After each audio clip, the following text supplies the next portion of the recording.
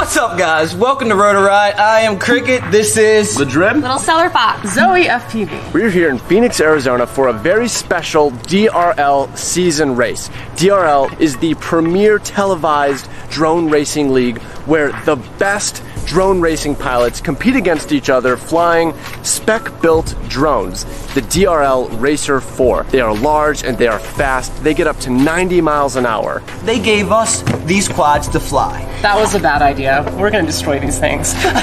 Normally, the only people that get to fly the Racer 4 drones are the actual DRL pilots. So we got these drones yesterday. We went over to Chase Field where they are holding their event. We headed down to Tech Ops, met the people that actually build these drones and learned about what's inside these things.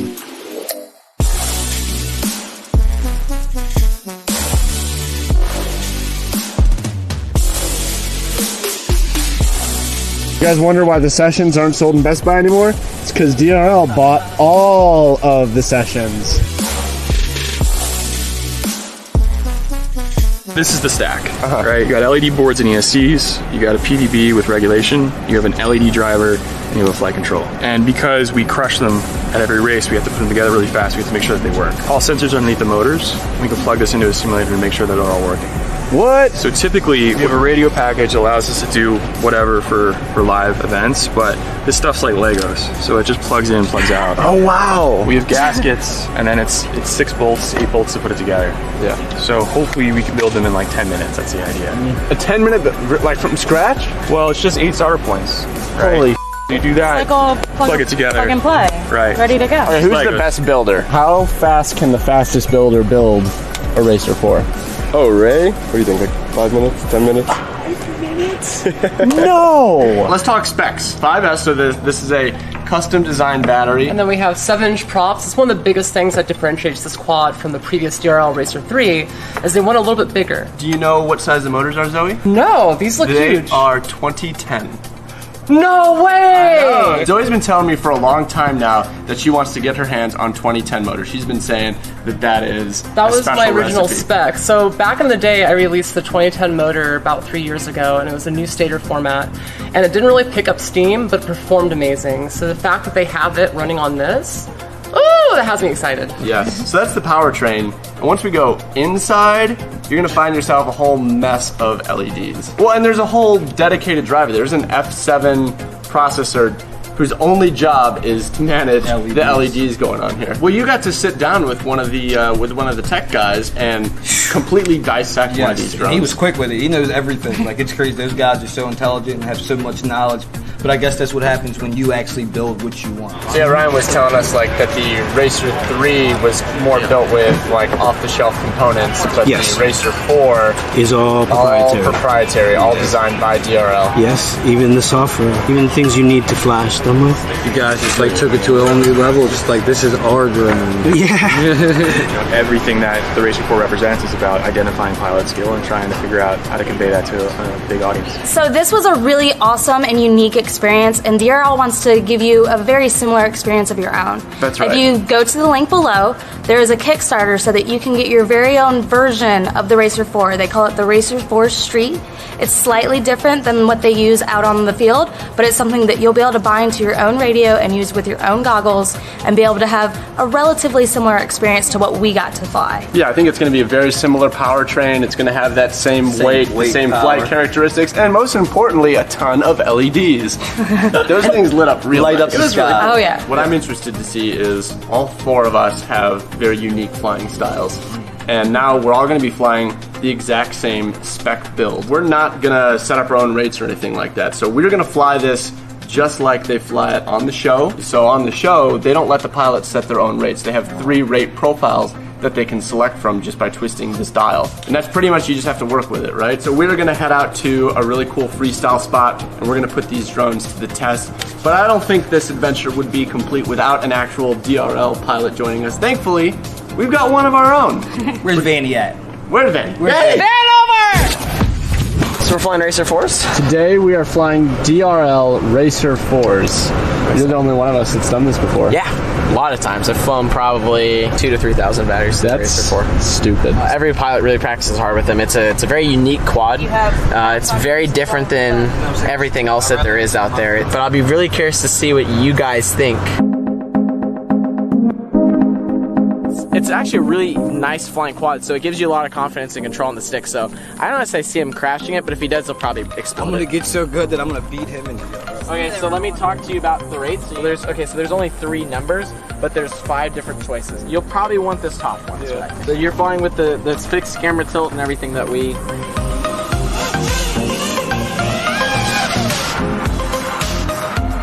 Here we go. Oh my God. You already tapped the ground once. Okay, so now I see what you're saying. It's the camera angle for me. That's part of it, yep.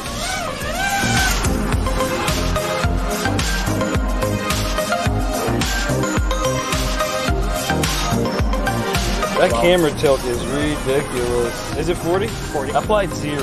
So to go to 40. Yep. Oh! Bro. Oh! Looks like it's okay about though. not crashing it? Dude, how do you guys fly with 40 camera tilt like that? That's a little ridiculous. I think you moved it from where it was. Did I push it down? Well, the thing is, another thing, like I said, the quad's really heavy. Right, you see that wall and you're like, I'm gonna punch out over it, so you're just gonna give it power. You have to physically pull it back like an airplane. Like bring it back, like bring the pitch up. I think you might have broke it. No. I told you guys I wanted to fly it last. I bet you broke part of the shell. The GoPro is smashed, but besides that, it's okay. That was Jamie's personal GoPro. I wasn't putting my GoPro that was like in there. her. We should have put a 7 in there. Once I get another turn, it's okay. We'll make this better. You think you're getting another turn? I'm definitely getting. That's why I wanted to go last. I think you're done. You just crashed in front of one of the DRL directors. You think she's gonna let you fly anymore? This is good TV. You're done. This is good. You're done. Exploded every once in a while. What do you think about Corey just smashing the Racer 4 just savagely into the bando? Not surprised. A lot of talk in the beginning, but oh, I like her. Yeah, see, I'm gonna redeem myself here. It's coming. Watch. You'll see. You'll see. So default rates, basically. So it should be about right there.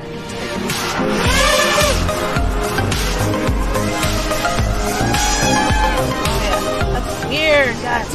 It's like what you would think if you were driving a big boat of a car. But it's very smooth. It's stupid smooth. I'm scared to do any flips though. Like.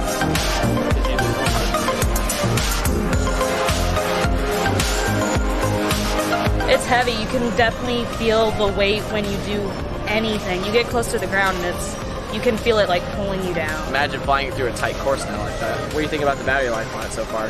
This is ridiculous. Like, it's nice. Whoa! Hello.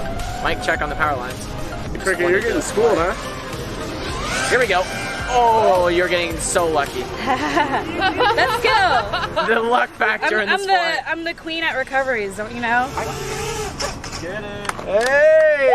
that was awesome. I think she might actually be the first female pilot to fly a Racer 4. Yeah, too. Yeah. You had explained before how you were making nice big lines instead of tight ones, and I can feel that 100%. Trying to do any of the quick turns and switchbacks is way difficult because it's set up like you're supposed to take those big lines. Overall, what do you think of the quad compared to what you fly? I like my 5-inch, but I really love how smooth this is. A+, 100%. As a spectator, how would you feel about, like, you know, now you're on the other side of things? Do you appreciate it more as like how? Oh yeah, knowing the stuff that they're doing, having felt how it is in the sticks with what they're flying, watching what they do on TV is amazing. I actually really like flying the heavy quad, and at first I was really against it coming from multi-GP, but then I got on and I actually really liked the spec racing aspect because it made you race differently, so it made you take better lines, it made you really think about the next obstacle that you're about to do and really work the quad the way it's supposed to. Getting a couple packs in. Better than Corey. And it is all about the pilot. I think it's time we get Zoe on the sticks. Oh jeez. DRL Racer 4 weighs almost as much as my lightest X-Class setup,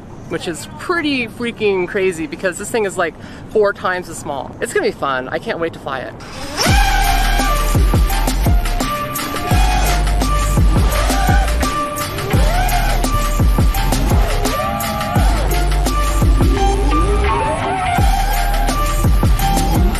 Would you say that your typical quad weighs, Zoe? So you said that you're used to flying a little bit heavier rigs anyway. Yeah, so like the S-Class ones weigh like 1.2, 1.5 kilograms. Definitely fun to fly. What do you think of the response of those motors since you were talking about? They're good. Like, you can hear the motor spin up really quickly on 5-cell.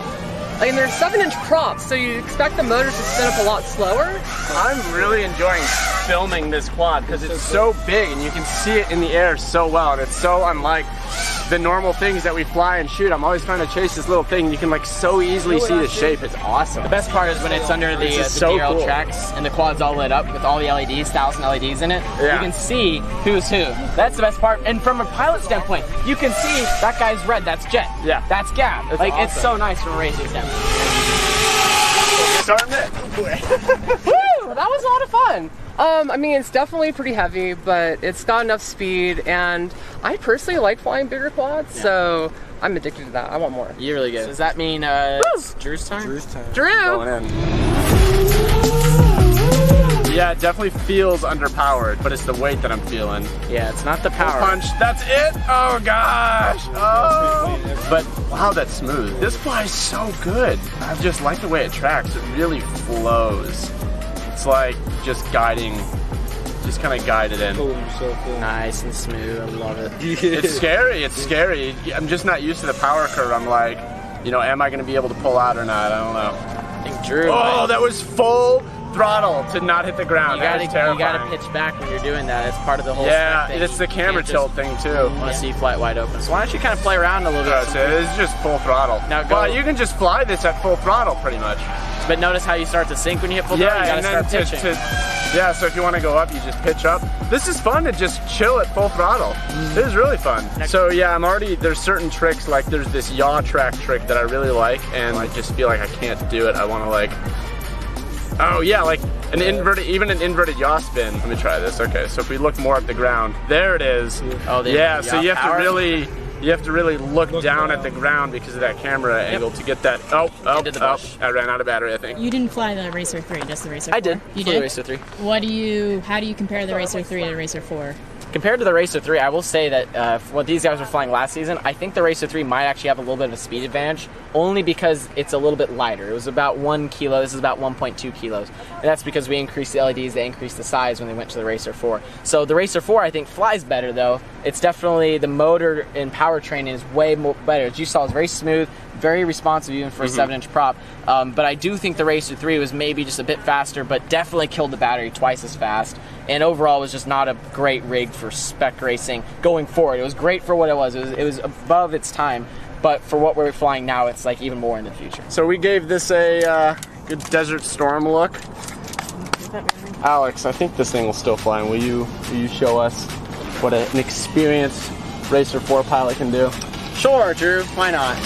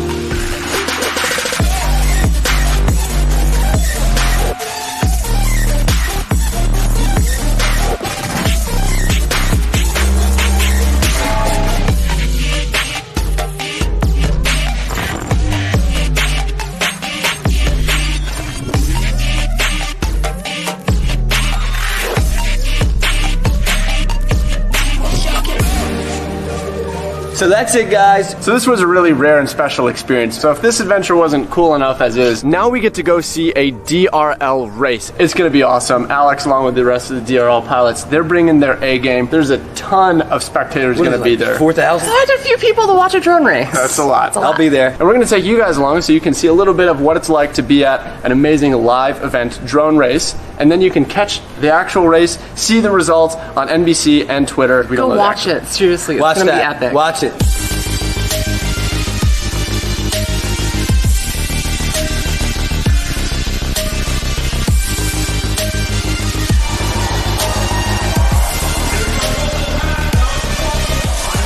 This is crazy. This is like the mainstream of drone racing right now. Like, this is as big as it gets. You guys see all these people? This event is freaking amazing. Like, I've never seen so many fans in an audience sitting around watching drone racing at one time. Like, this feels like the future of the sport right here. I'm still super blown away by just the sheer number of human beings in this building right now to watch drone racing. This is so awesome.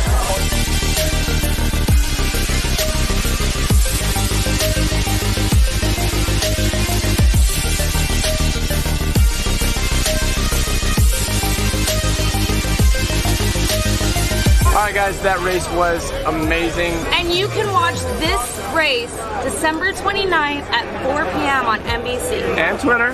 And Twitter. Big thanks to DRL for bringing us out here, not only to go to this amazing event, but also to fly the Racer 4 drones, which was an amazing experience. And after flying them myself, seeing the race tonight is a whole new perspective. It gives you so much respect for how these guys actually fly these amazing machines. If you guys want to fly a Racer 4 drone, DRL has a Kickstarter right now to get the Racer 4 Street, which is a special edition of the Racer 4 that has been made for you guys to fly with your own radio and your own goggles. Link in the description. This was amazing, guys!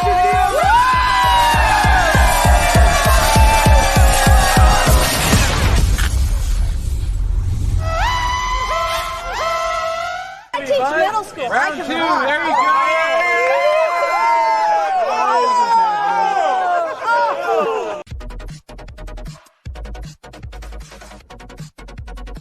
John here, guys, and today is a very special episode. It is the follow-up to the Fusion.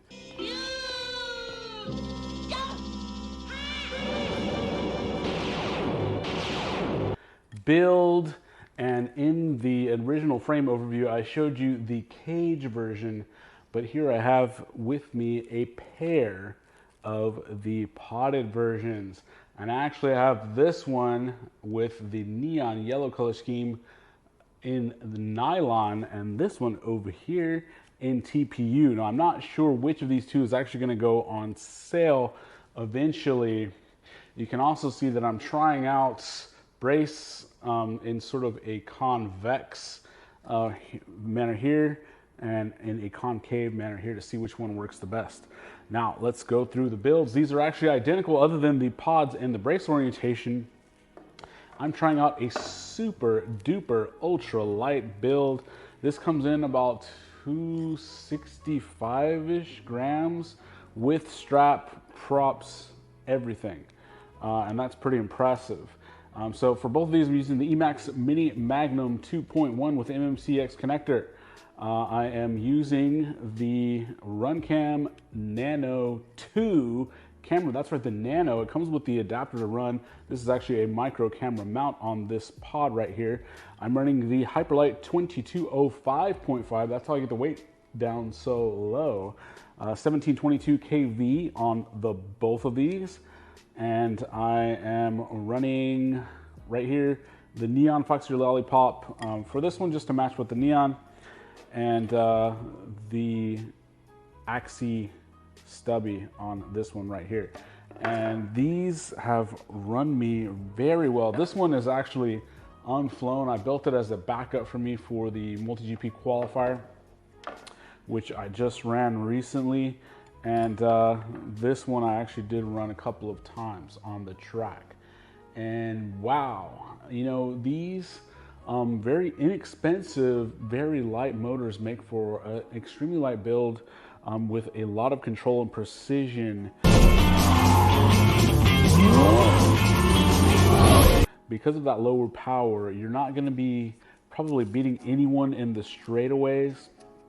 But what you are going to be doing is having a supreme amount of control. Now, after trying this experiment with these motors, I think I may go back up a size. Captain, I haven't got the power.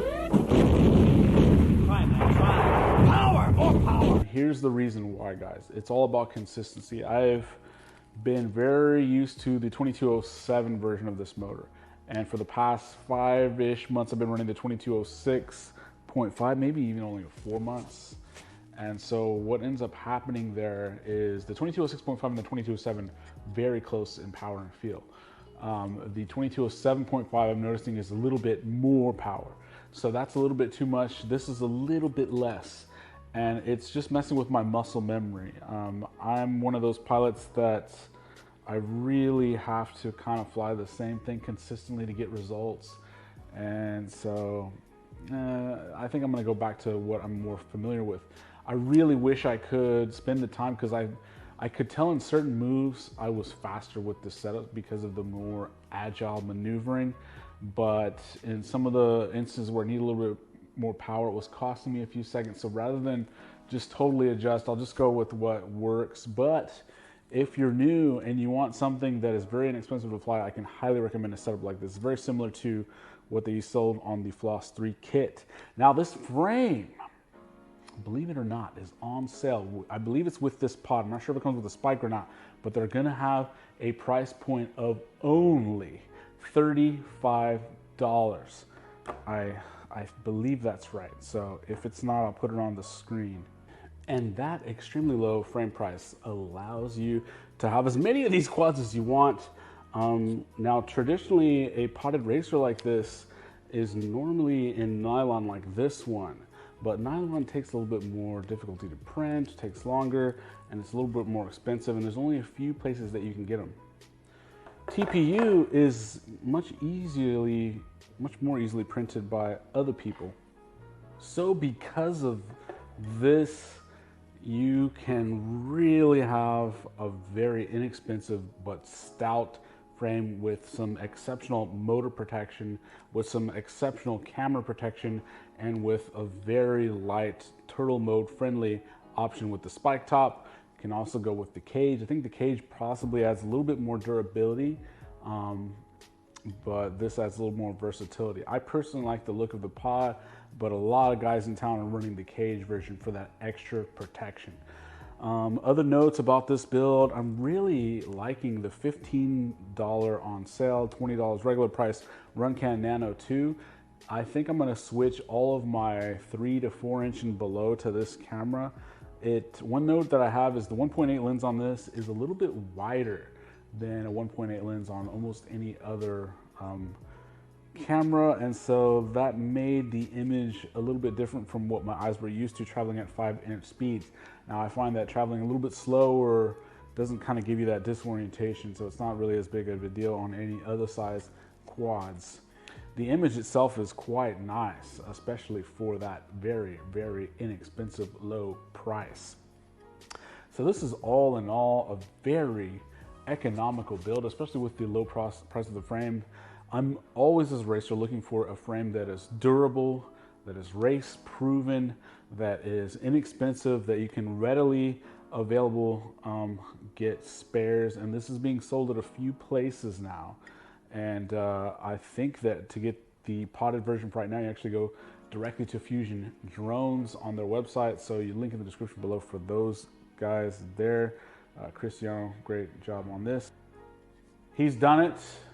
He has done it. Mayday has finally figured out the solution to having a TPU printed race pod that can withstand a crash, and that is an extremely momentous and impressive occasion. Now, this is not the first racing frame to have a TPU pod, not by a long shot. Many will remember the Catalyst Machine Works America was probably one of the earliest designs that I remember having a TPU pod, and I love that thing. I've had all the different versions, including the one pod designed by Mayday. My favorite personally was the Razorback edition, but this is Mayday's latest creation with a very small insertable TPU fin on top. That allows you to have a dual color scheme right here, and I have this Hyperlight blue with a very nice Hyperlight orange. Oh, the color scheme matches perfectly. So you can also do things like this. I got a couple of different options here. I am really happy about how this frame goes together. The sandwich plates, the versatility of options, you can really change the look. I find that this design is so fun. It's so fantastic that you really just have to get out and try one. So here is some footage of me running this at some local events and of course the 2019 Multi-GP qualifier. Now I didn't get my fastest times with this, but it's just because I'm not quite familiar with this setup. So I'm gonna be putting some 2206.5 motors on here that I'm more familiar with, and I'm still deciding what's gonna be my frame. I have so many great options to choose from, but a lot of the Houston crew is now running this, and I'm seeing more and more people in other states purchase these as well. So what a great design by Mayday. What a great collaboration with Fusion Drones. The Fusion drone, I can't remember exactly what it's called, the official name of this potted version, but I'll put the name on the screen below. Here's the footage. Thanks, guys.